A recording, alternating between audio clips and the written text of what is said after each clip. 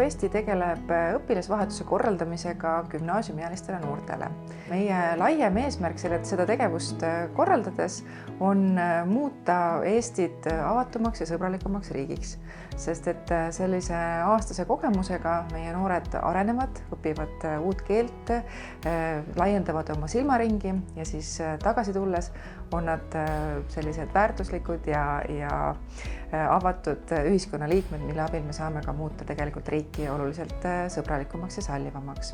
Mõju mõõtmisega me hakkasime tegelikult tegelema esialgu tänu sellele, et me kuulume sotsiaalsete ettevõtete võrgustikku ja nendel oli käimas selline pilootprojekt, ehk siis nad koostasid maailma muutjate registri ja otsisid siis sinna endale kambalisi, kes siis natukene sügavamini vaataks oma organisatsiooni sisse ja antud siis tööriista kasutades me siis kõige esimest korda üldse hakkasime siis mõtlema, mida üldse tähendab üks mõju mõõtmine organisatsioonile ja panime siis sinna kirja need indikaatorid, mida me nägime meie, et kuidas meie siin organisatsioonis seda teeme. Meie organisatsiooni hindamine toimub tegelikult niiviisi pidevalt, et meil on olemas mitmeid erinevaid vahendeid või tööriistu, kuidas me siis seda mõju hindame ja jälgime.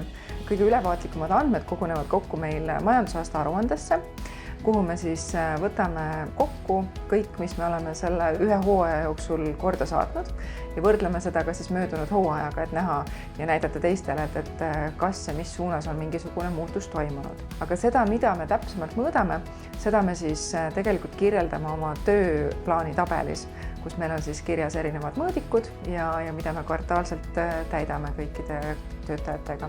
Lisaks selle mõju mõõtmise koha pealt kasutame oma programmiliste ürituste puhul väga palju erinevaid küsimustikke.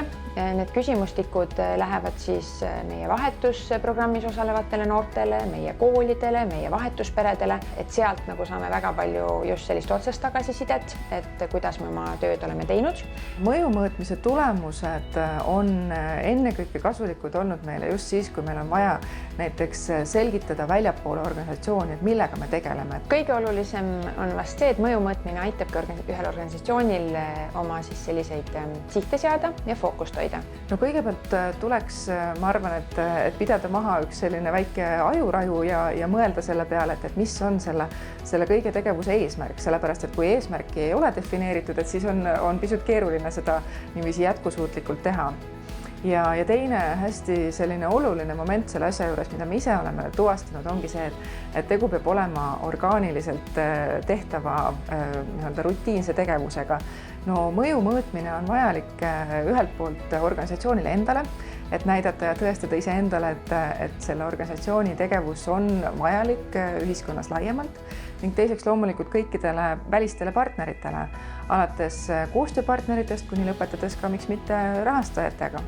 Kindlasti lihtsalt nagu kuskilt alustada, kui ei oska ise alustada, siis alati on võimalik ka keegi väljaspoolt appi võtta endale, kes siis aitaks nagu nii-öelda kuskilt otsast ree peale ja siis edaspidi on juba endal lihtsam edasi minna.